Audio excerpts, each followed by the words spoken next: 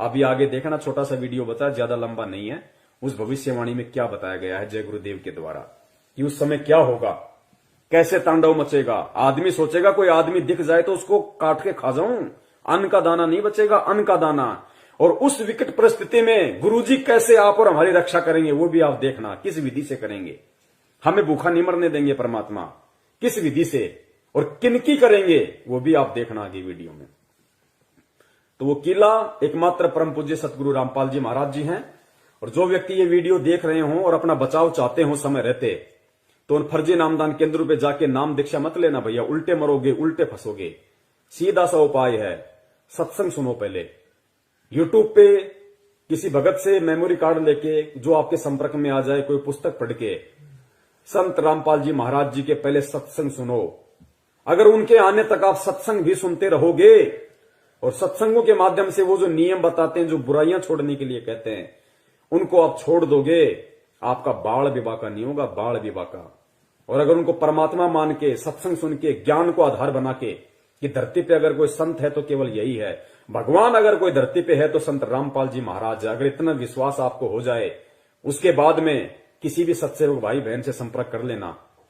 उसके बाद में अपने घर में परमात्मा की 3 समय की आरती करो, घर में देसी घी का खड़ी बत्ती वाला दीपक जलाओ, परमेश्वर को दंडवत करो, सत्संग सुनो, परमात्मा का शब्द सुनो।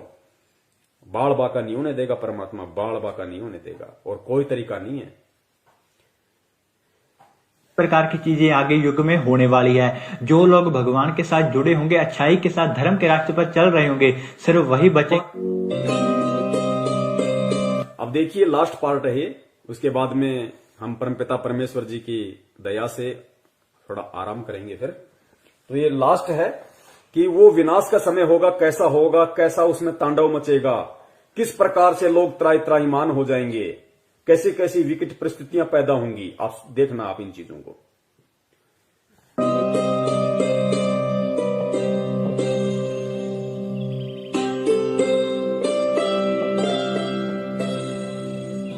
मैं सिर्फ बताता जाऊंगा, आपने सुनते जाना है।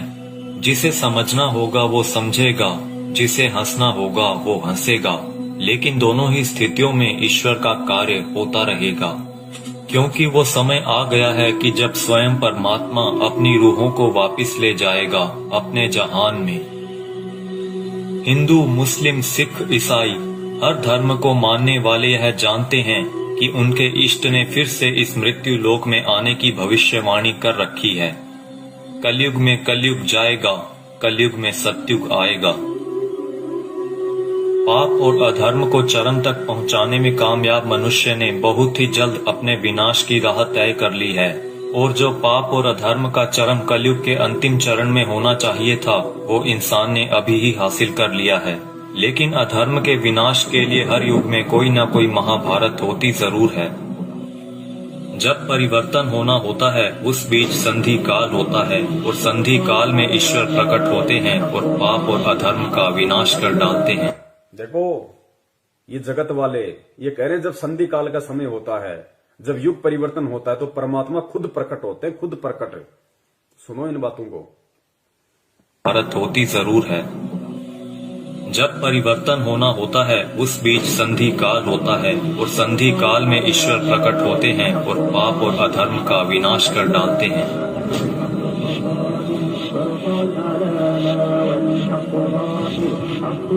यह वीडियो वो लोग जरूर देखें जिनका परमात्मा में पूर्ण विश्वास है। इस वीडियो में दी गई जानकारी को ध्यान लगाकर समझिए। ये जानकारी कोई मनगढ़ंत या काल्पनिक बातें बिल्कुल नहीं है। ओडिशा में 400 साल पहले अच्युतानंद जी द्वारा भविष्य मालिका की रचना की गई थी। अच्युतानंद जी को भगवान श्री कृष्ण के परम सखा सुदामा का पुनर्अवतार माना गया है, जिसमें उन्होंने कलयुग के खत्म होने की भविष्यवाणी की है, जो कि गणनानुसार आने वाले कुछ वर्षों में हो सकता है। इसमें उन्होंने परमात्मा के प्रकट होने से पहले भारत के जो अंतिम प्रधानमंत्री होंगे उनके बारे में भी बताया है, और जो गुण बताए हैं वो वर्तमान के प्रधानमंत्री से मेल खाते हैं।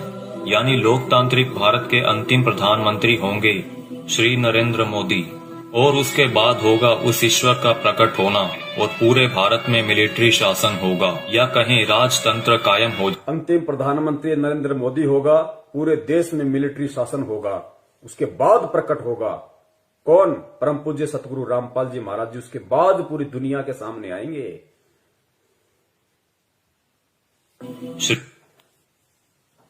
इसमें उन्होंने परमात्मा के प्रकट होने से पहले भारत के जो अंतिम प्रधानमंत्री होंगे उनके बारे में भी बताया है, और जो गुण बताए हैं वो वर्तमान के प्रधानमंत्री से मेल खाते हैं।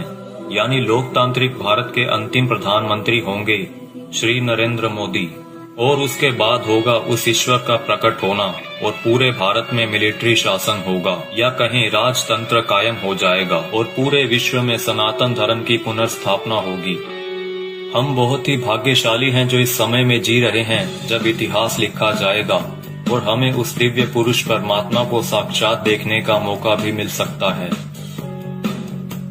पद्म पुराण के छठे खंड में 71वें सेट पर श्लोक नंबर 279 से 282 में बताया गया है कि वो दुष्टों का विनाश करेंगे, पृथ्वी की हुई दुर्गति को ठीक करेंगे, अपनी सेना द्वारा ईश्वरीय नियमों को स्थापित करेंगे। वो पूरी दुनिया के एकमात्र शासक होंगे जिन पर किसी का नियंत्रण नहीं होगा, यानी कि वो सबसे ऊपर होंगे।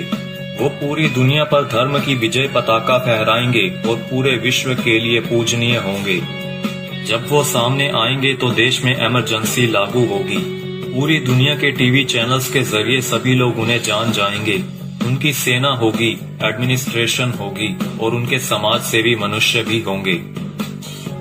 फ्रांसीसी भविष्यवक्ता माइकल द नॉस्ट्रेडामस की भविष्यवाणियों पर पूरी दुनिया के लोग यकीन रखते हैं, क्योंकि वो हमेशा सच साबित होती रही हैं। जिसमें उन्होंने 2020 को एक बहुत ही हिंसक साल बताया है, जहां दुनिया के बड़े बड़े देशों में गृह युद्ध के हालात होंगे। 2020 में ही सदी का सबसे बड़ा आर्थिक संकट भी आएगा। इसी समय में लोग काफी जागरूक हो चुके होंगे और लोगों में एक तरह का आध्यात्मिक झुकाव देखने को मिलेगा। नॉस्ट्रेडामस की ये सभी भविष्यवाणियां सेंचुरी नामक पुस्तक में दर्ज हैं। उनकी भविष्यवाणियों में कुछ भविष्यवाणियां ये भी हैं। जल्द ही दुनिया का तारनहार जन्म लेगा। वो एक ऐसे देश में जन्म लेगा जिसका नाम किसी समुद्र के नाम से जुड़ा होगा।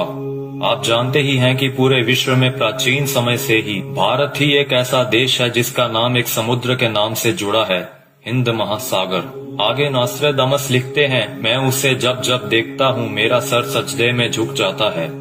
वो दुनिया को ऐसा ज्ञान बताएगा जो आज तक किसी ने नहीं दिया होगा।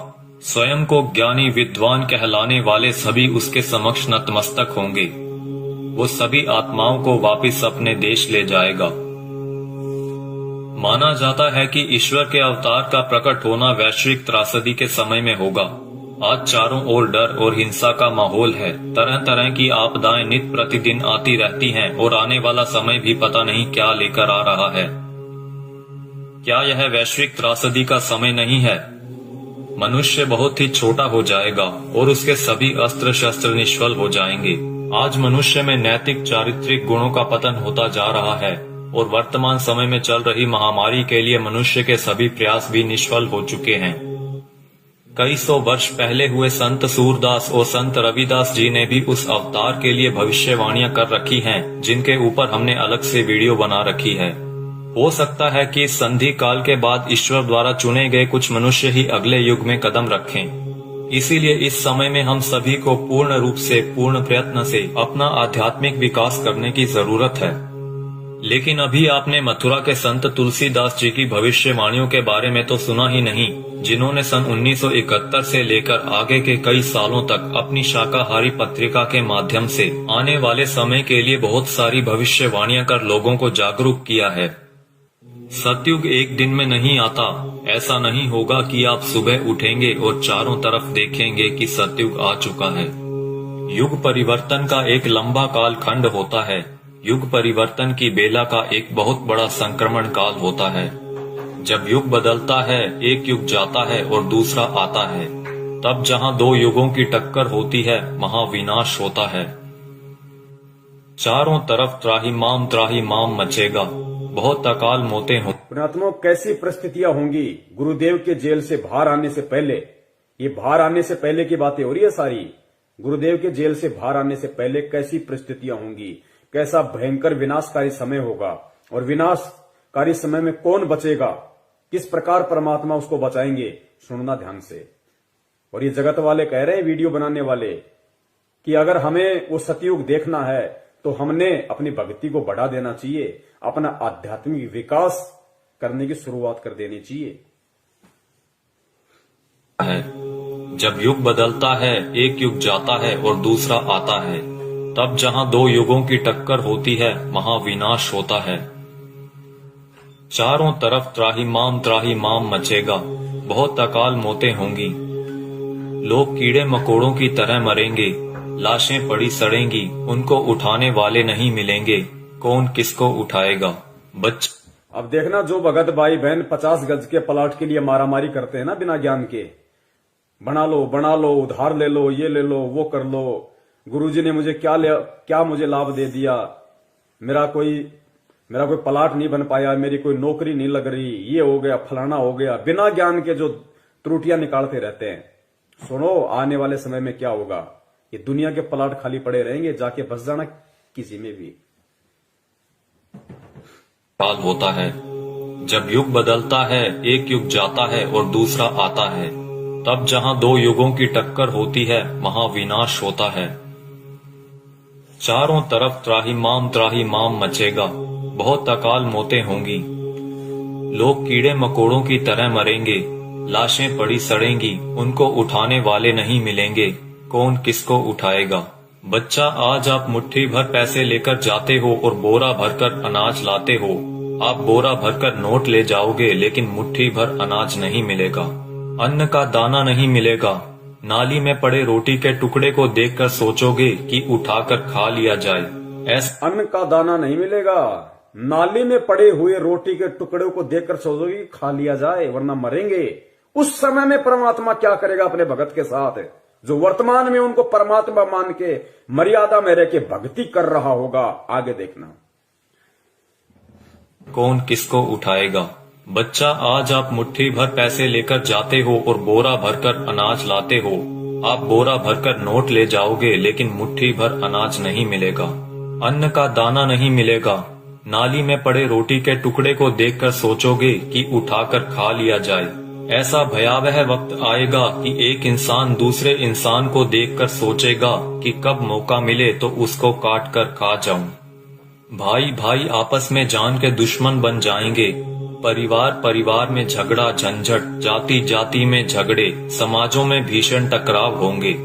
मुल्क जाति में झगड़े, समाज में भीषण टकराव। दास ने बहुत समय पहले परमात्मा की दी हुई बुद्धि से एक पंपलेट बनाया था कि ये जो हिंदुस्तान में जो ये जगह जगह जो ये संगठन पैदा हो रहे हैं, हिंदू सेना, हिंदू युवा वाहिनी, राजपूत करणी सेना, भीम सेना, शिव सेना, बजरंग दल, ये बारूद के बम हैं, ये फटेंगे आने वाले समय में। आपस में ये जो कह रहे हैं ना कि जाति जाति की दुश्मन हो जाएगी, समाज एक दूसरे के दुश्मन हो जाएंगे, ये बारूद के बम हैं जो तैयार हो रहे हैं। सरेआम तलवारें और बंदूकें लहराते हैं कि हमारा भगवा, हमारा ये, हमारा वो। ये देखना, ये त्राई मान मचेगा, गृह युद्ध। का मिले तो उसको काट कर खा जाऊं। भाई भाई आपस में जान के दुश्मन बन जाएंगे। परिवार में झगड़ा झंझट, जाति जाति में झगड़े, समाजों में भीषण टकराव होंगे। मुल्क आपस में टकरा जाएंगे, बहुत जनहानि होगी। इतने लोग मारे जाएंगे कि 15-15 कोस पर दिए जलते दिखाई देंगे। दूर दूर तक मकान खाली पड़े रहेंगे, उनमें रहने वाला कोई नहीं मिलेगा। जो बच जाएंगे और कहीं से कोई भटकता हुआ आ जाएगा तो कहेगा कि आप यहीं रह जाइए, साथ हो जाएगा। कई छोटे बड़े देश दुनिया के नक्शे से इस तरह गायब हो जाएंगे जैसे वो कभी थे ही नहीं। अभी आपने क्या देखा है? सूखा, अकाल, भूखमरी, बीमारियां, कोलाहल, कोहराम, बाढ़, महामारी। अभी आपने कुछ नहीं देखा, वो आगे आ रहा है। उसके एक बार से 200-200 गांव खत्म हो जाएंगे। बड़े बड़े शहरों का नामो निशान तक मिट जाएगा। ऐसी बीमारियां आएंगे कि डॉक्टर जिनका नाम तक नहीं जानते, वो कहेंगे हमने ऐसा पहले कभी नहीं देखा। ऐसी भयावह बीमारियां होंगी कि डॉक्टर अस्पताल से भाग खड़े होंगे, कहेंगे हमारे पास इसका कोई इलाज नहीं है।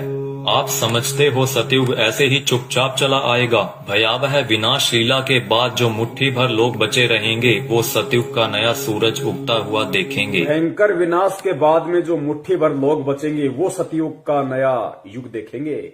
वो पुण्यात्माएं होंगी जो भक्ति करेंगी, जो गुरु जी के चरणों में लगी रहेंगी, जो किसी भी पाखंडी नकली गुरु धर्म गुरु के कहने पे उनकी वाणियों का उल्टा सीधा अर्थ बता बता के पाखंडी, जैसे वो मदन पंथ में कौन है वो नालायक, ऐसे लोगों के कहने से, उनके बहकाव में आने से जो अपने गुरु के प्रति अपनी श्रद्धा को खत्म कर देंगे, विश्वास को खत्म कर देंगे, शक और शंका की दृष्टि से अपने गुरु को देखने लगेंगे, भक्ति और ज्ञान को देखने लगेंगे, वो आने वाले सतयुग का स्वागत नहीं करेंगे, वो नहीं बचेंगे उस समय तक।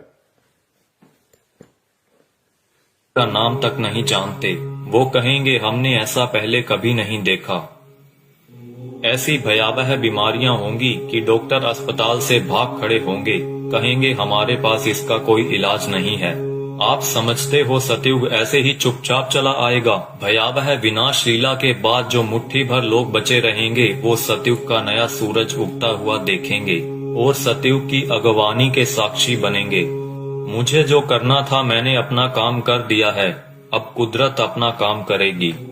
आने वाले समय में यूएनओ भारत में चलेगी, सुरक्षा परिषद भारत में आएगी, विश्व का न्याय भारत में होगा, देश और दुनिया का तख्ता पलट होगा, छोटे छोटे राष्ट्रों का भारत में विलय होगा, देश में प्राकृतिक और दैवीय प्रकोपों से भारी जनहानि होगी, 20 करोड़ लोग एक झटके में लापता हो जाएंगे, आबादी बहुत ही कम रह जाएगी।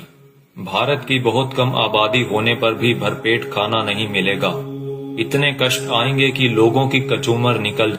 भारत की बहुत कम आबादी बचेगी, कहते हैं उसके बाद भी भरपेट खाने के लिए भोजन नहीं बचेगा लोगों के पास में, ही कम रह जाएगी। भारत की बहुत कम आबादी होने पर भी भरपेट खाना नहीं मिलेगा, इतने कष्ट आएंगे कि लोगों की कचूमर निकल जाएगी। चारों तरफ विश्व युद्ध होगा, कीटाणु बमों का प्रयोग किया जाएगा, एक सफेद पोशाकधारी ही युग परिवर्तन का कारण बने। बंदी छोड़ सतगुरु रामपाल जी महाराज की जय हो। एक सफेद पोशाकधारी, क्योंकि ये जितने भी भविष्य वक्ता हैं विदेशी, ये जो परमेश्वर को देख रहे हैं, उस अवतार को देख रहे हैं, ये गुरु जी के वर्तमान रूप को देख रहे हैं। एक सफेद पोशाकधारी जिसका गौर वर्ण होगा, चरम विहीन पादुकाएं होंगी, मस्तक पे अर्धचंद्र का निशान होगा, ये सतगुरु रामपाल जी महाराज जी के वर्तमान रूप को देख रहे हैं। अपनी भविष्यवाणियों में उन्होंने वर्तमान समय को उन्होंने देखा था। एक सफेद पोशाकधारी ही युग परिवर्तन का कारण बनेगा। मिलेगा। और वो रूपानंद कह रही है कि वो उत्तराखंड में है, साधु संत है। यहां तो लाल कपड़े वाले हैं सारे, गले में मोटी मोटी रुद्राक्ष की मालाएं पहने बैठे हैं। कोई मुंडित है, कोई चंडित है, कोई जटाधारी है, कोई लंगोटाधारी है।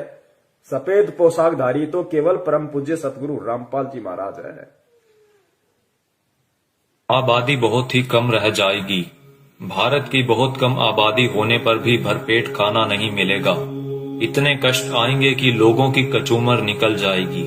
चारों तरफ विश्व युद्ध होगा, कीटाणु बमों का प्रयोग किया जाएगा, एक सफेद पोशाकधारी ही युग परिवर्तन का कारण बनेगा। आप शीघ्र अतिशीघ्र उस आध्यात्मिक शक्ति के साथ जुड़ जाएं तो आपका बचाव होगा।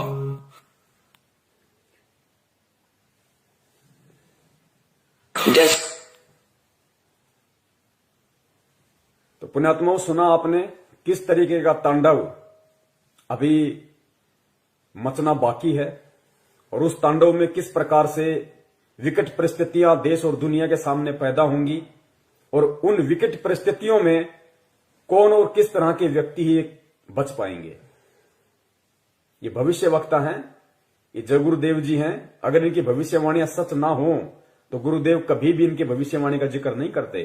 ये सत्य हैं, ये होके रहेगा, क्योंकि दुनिया ने ज्ञान से भगवान को नहीं पहचाना। अब दुनिया को ठोकर लगेंगी तो दुनिया भगवान को पहचानेगी। भारत की बहुत कम आबादी रह जाएगी, उसके बाद भी भरपेट भोजन नहीं मिलेगा। दाने दाने को लोग तरस जाएंगे, दाने दाने को। और नाली में, गंदी नाली में अगर कोई रोटी का टुकड़ा किसी को दिख जाएगा तो सोचेगा खा ले उठा के। ऐसी विकट परिस्थितियां पैदा होना बाकी हैं और हम कर रहे हैं राजनीति। कभी बीजेपी को वोट, कभी कांग्रेस को वोट, कभी आरक्षणबाजी, कभी जाटों के आरक्षण में जाओ, माता बहनों को लेके जाओ, गुंडों की सीबीआई जांच कराओ। मस्ती सूझ रही है, मौज हो रही है। अभी देखना आगे चल के क्या बनेगा। भले तुम भगत हो, भगत वो है जो मर्यादाओं में रहता है, परमेश्वर को परमेश्वर मानता है। तो वो जो विनाशकारी जो समय जो बताया है भविष्य वक्ताओं ने कि दाने दाने को लोग तरस जाएंगे, ना कोई काम होगा, ना कोई धंधा होगा, ना कोई खेती होगी, कुछ नहीं होगा। उस समय जो लोग बचे होंगे वो भी भूखमरी के शिकार होंगे, दाने दाने को तरसेंगे। गंदी नाली में रोटी का टुकड़ा होगा, सोचे खा लो। तो पुण्य आत्माओं उस समय में वो परमपिता परमेश्वर, वो बंदी छोड़ सतगुरु रामपाल जी महाराज जो अवतारी पुरुष है, महापुरुष है, तारणहार है, वो किन आत्माओं की रक्षा करेगा और किस तरह से रक्षा करेगा। वो उन आत्माओं की रक्षा करेगा जो परमेश्वर को परमेश्वर मानेंगी, जो उन्हें मुक्ति दाता मानेंगी, हृदय से, आत्मा से, जुबान से नहीं। और घर में अन्न का दाना ना होने पर भी वो परमात्मा किस तरीके से अपने बच्चों की रक्षा करेगा। पुण्यात्माओं, सबसे बड़ा भविष्य वक्ता परमात्मा होता है जो आज धरती पे संत रामपाल जी के रूप में है। लेकिन परमात्मा स्पष्ट रूप से जिक्र नहीं करते, परमात्मा संकेत कर देते हैं। तो आने वाले जो समय है भयंकर, आप और हमारे रहते सहते जो समय आएगा, उस समय के लिए परमात्मा ने कई बार सत्संगों में संकेत किया है और इशारा कर दिया परमात्मा ने कि पुण्यात्माओं, किस प्रकार भगवान तुम्हारे साथ में रहेगा, चिंता मत करना, घबराना मत, मैं सदा तुम्हारे पास में रहूंगा। किस प्रकार दया करेगा परमात्मा, इस वीडियो को सुनिए पुण्यात्माओं और परमेश्वर के चरणों में नतमस्तक हो जाओ। कभी सपने में भी मत सोचना किसी और नालायक की तरफ, किसी साधु संत महंत पाखंडी की तरफ, किसी अन्य संत पंथ की तरफ जाने की सौपन में भी मत सोचना, वरना पतिव्रता धर्म से डिग जाओगे। फिर रक्षा करने वाला इस भगवान के अलावा दुनिया में कोई नहीं है। उस विनाश के समय में, उस संघर्ष के समय में परमात्मा उसी आत्मा के साथ रहेगा जो वर्तमान के संघर्ष में परमात्मा के चरणों में पड़ा रहेगा। काल हमें जो तोड़ने की कोशिश कर रहा है, जीव आत्माओं को डिगाने की कोशिश कर रहा है हर तरीके से, सतलोक आश्रम मैनेजमेंट हरियाणा के द्वारा नित नए पीले पीले पर्चे निकाल के, ज्ञान विरुद्ध आदेश दे दे के, हराम की कमाई, राजनीतियां करवा के, आरक्षणबाजी करवा के, ये काल की चाल है। ये उस विनाशकारी समय में आपकी रक्षा ना हो उसके लिए आपको तोड़ रहा है। आप सोच रहे हो हम गुरुजी की शरण में हैं, आप कांग्रेस को, बीजेपी को वोट दे रहे हो, भगत होके आरक्षणबाजी कर रहे हो, कुपात्रों को दान दे रहे हो, ये कोऑर्डिनेटर भक्तों की लड़कियां ले लेके भाग रहे शादीशुदा होने के बाद, इनको दान दे रहे हो, ये भगोड़ों को दान दे रहे हो, गुरुजी के कलयुगी झूठे मक्कार परिवार को, बेटा बेटी, उनकी पत्नी को आप दान दे रहे हो। ये उस विनाशकारी समय में आप अपनी गर्दन पे तलवार रख रहे हो। दान सुपात्र को दिया जाता है, कुपात्र को नहीं। मर्यादाओं से दूर हो रहे हो आप। ये रोहतक मुंड का जिंद दीवानी हरियाणा में जो ढोंग कर रखा है इन लोगों ने, आदरणीय गरीबदास जी महाराज जी के पाठ प्रकाश का 150 दिन से ये लोग धन प्राप्ति के लिए जो ड्रामा कर रखा है। तुम सोच रहे हो हमें पुण्य मिलेंगे, गुरुदेव कहते हैं तुम करत हो पुण्य होत है पापम। तुम पुण्य समझ के कर रहे हो लेकिन अज्ञानता में तुम पाप के भागी बन रहे हो। बचाव नहीं होगा तो किनका बचाव होगा उस समय, और कैसे बचाव होगा? बचाव उनका जो मर्यादाओं में रह के परमेश्वर को परमेश्वर मान के भक्ति करेंगे, जो उनका जन्मदिन नहीं मनाएंगे, उनका बौद्ध दिवस नहीं मनाएंगे, उनके नाम पे किसी भी राजनीतिक दल के चमचे बन के नहीं रह जाएंगे। उनकी परमात्मा रक्षा करेगा जो वर्तमान के संघर्ष के समय को झेल लेगा। काल एक तरफ मैनेजमेंट के माध्यम से संगत को तोड़ने की पूरी कोशिश कर रहा है, दूसरी तरफ नकली संतों को, पाखंडियों को खड़ा कर रहा है, गुरुदेव के वचनों में, वाणियों में मीन में कर करके, और गुरुदेव से आत्माओं का विश्वास तोड़ने की कोशिश कर रहे हैं। परमेश्वर कहते हैं बीजक की बाता कहें बीजक नाही हाथ, पृथ्वी डुबोवन उतरे कर कर मीठी बात। उनके मीठे मीठे श्लोक सुन के, उनकी बातें सुन के हम सोचते हैं कि वहां मूल ज्ञान है, वहां पवित्र ज्ञान है, वहां ये है, वहां वो है। महीने 2 महीने जाते हो फिर गधे की तरह मुंह लटका के वापस आते हो। भगवान से दूर हो गए, ना इधर के ना उधर के, धोबी के कुत्ते वाली हालत हो जाती है तुम्हारी। काल ऐसा करके छोड़ देता है।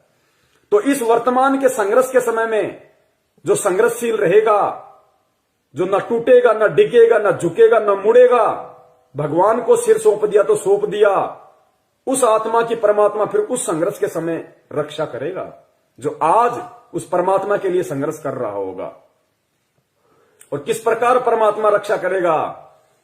भक्तिहीन प्राणी और जो भगत आज मर्यादाओं में नहीं है, जो परमेश्वर को परमेश्वर नहीं मान रहे, उनकी स्थिति होगी उस समय कि गंदी नाली में अगर रोटी का टुकड़ा भी मिल जाए तो खाने को मजबूर होंगे।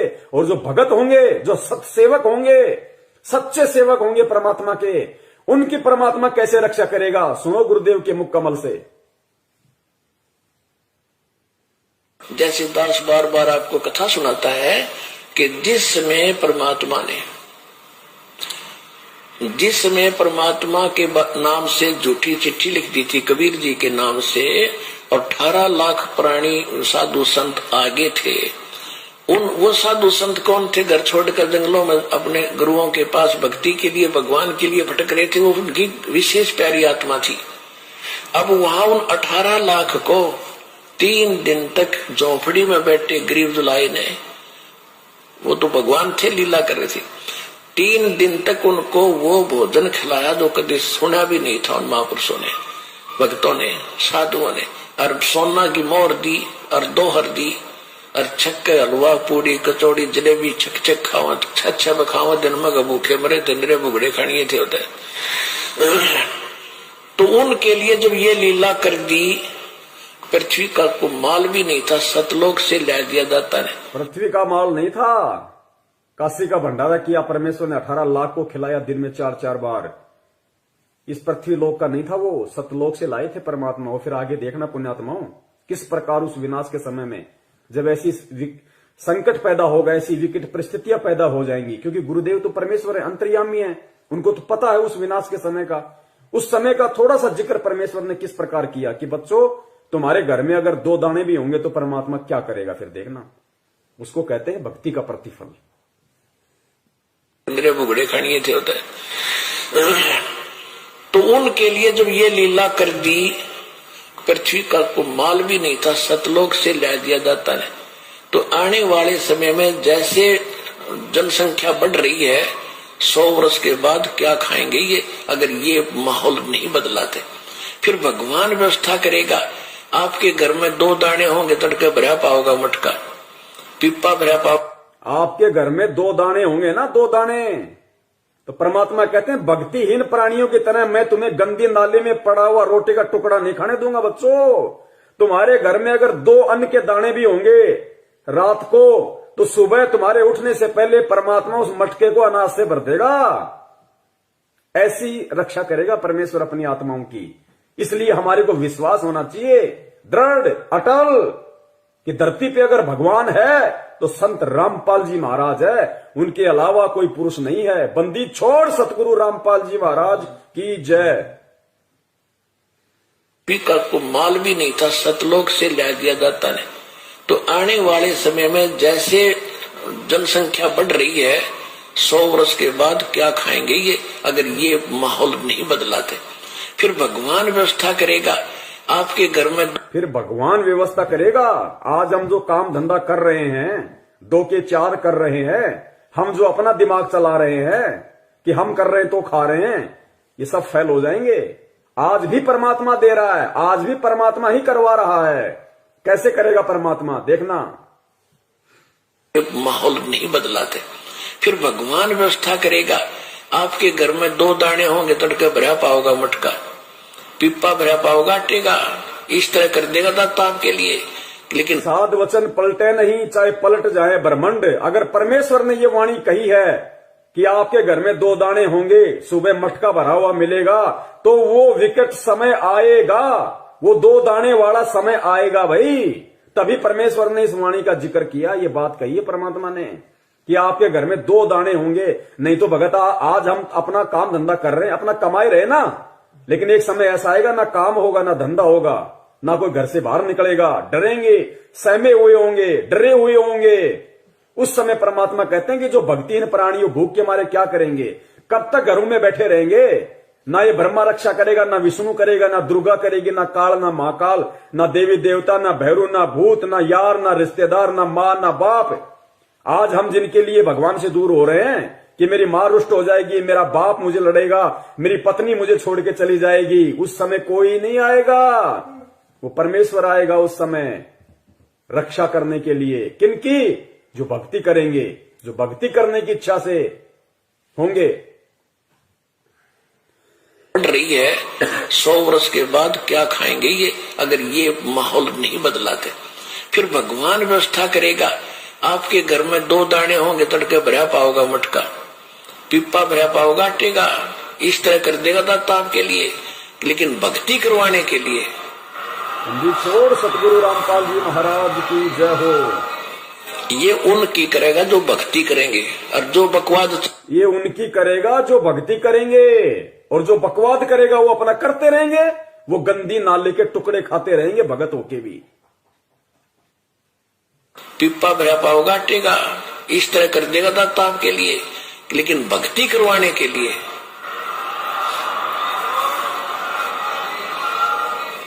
ये उनकी करेगा जो भक्ति करेंगे, और जो बकवाद चाहोगे वो अपना करते रहियो। ठीक है, जैसा भक्ति भजन करेंगे उनका लाभ मिल जाएगा, लेकिन वो उसमें से खड़ी रह जाएंगे। राजनीति करने वाले करते रहियो, आरक्षणबाजी करने वाले करते रहियो, परमात्मा रक्षा उनकी करेगा जो भक्ति करेंगे, जिनका मकसद मोक्ष प्राप्ति का होगा, कांग्रेस को जिताने का और बीजेपी को जिताने का नहीं। तो कितने लोग आज मर्यादाओं में हैं, और कितने लोग भगत होकर भी अपने आप को भगवान का भगत समझते हुए भी मर्यादाओं से दूर हैं। ये अपना आकलन स्वयं कर ले। दास की यही विनती है, यही प्रार्थना है। सत संदेश हम देते रहेंगे जब तक परमेश्वर हमें सद्बुद्धि देते रहेंगे। और निवेदन करूंगा सभी भाई बहनों से, वीडियो को ज्यादा से ज्यादा, ये ऐसा वीडियो है, ये बहुत लंबा चलना चाहिए वीडियो, हर आत्मा तक संदेशा पहुंचना चाहिए। अभी दास इसको फेसबुक पे जाके और दोनों पार्ट को एक कर देगा ऊपर नीचे। उसके बाद में पुण्यात्माओं जितना हो सके वीडियो को शेयर करें, ताकि जिस प्रकार परमेश्वर ने आप और हमारे ऊपर दया करी है, उसी प्रकार परमात्मा हमारे अन्य भगत भाई बहनों पे भी दया करें, उनको भी परमेश्वर सद्बुद्धि दे, उनको भी समझ में आए, वो भी परमेश्वर को परमेश्वर माने। ठीक है, जो गलती उन्होंने परमात्मा का जन्मदिन मना के, बोध दिवस मना के कर दी है, अगली बार उनसे वो गलती ना हो, अगली बार उनसे वो गलतियां ना हो, वो भी आप और हमारी श्रेणी में आ जाएं, वो भी सत्सेवकों की श्रेणी में आए। तो हमें प्यार से, प्रेम से, बहुत ही आधीनी से परमपिता परमेश्वर जी के चरणों में बैठ के उनकी प्रेरणा से हमें ये सेवाएं करनी है, साथ में अपनी भक्ति भी करनी है, ताकि परमेश्वर भक्ति से ही प्रसन्न होंगे। सेवाओं का पुण्य अलग है। तो पुण्यात्माओं, परमेश्वर दया करें। हम यही उनसे विनती करेंगे बारंबार उनके चरणों में दंडवत करते हुए कि परमात्मा साध संगति के लिए आप हम सत्सेवकों को लाइव शंका समाधान प्रोग्राम से जोड़े रखिए। आप इसी प्रकार हमारे सभी भाई बहनों का, हम एक दूसरे का इसी प्रकार भक्ति में विश्वास बनाए रखिए। हमारे अंदर वो दृढ़ता, वो विश्वास आप जी पैदा कीजिए, ताकि परमात्मा सपने में भी हम अपने पतिव्रता धर्म से दूर ना हो सकें। हम आपके चरण कमलों से परमात्मा सुई के नोक जितने भी दूर ना हो। और परमेश्वर यदि हमारा ऐसा कोई दुर्भाग्य, हमारा ऐसा कोई कुसंस्कार यदि हमारी ही किसी मूर्खता और गलती के कारण आना भी हो, तो परमात्मा उसी समय हमारी जीवन लीला समाप्त कर देना, और अगला जन्म परमात्मा उस समय देना जब आप हमारा मोक्ष कर सको, हमें सतलोक पहुंचा सको। बंदी छोड़ सतगुरु रामपाल जी महाराज की जय हो। सत साहेब।